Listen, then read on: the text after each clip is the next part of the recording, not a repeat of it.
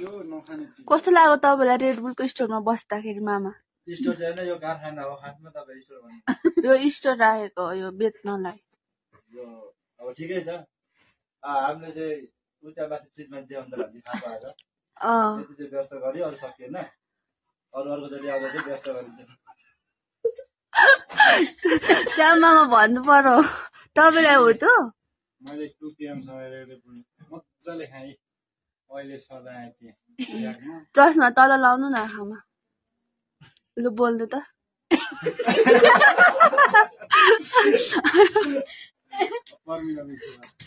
कस्तो लाग्यो तिमीलाई रेड बुल खानीमा रेड बुल चाख्न नपाउँदा पीडा छ एउटा निकालेर खाऊ न म परेको म दिन्छु के कुन निकाल्नु छ तिमीलाई त्यो आइसक्रिम खाने कि अर्को म रातो खाने हो रातो होइन जर हरिया खाने खानु न तपाईँ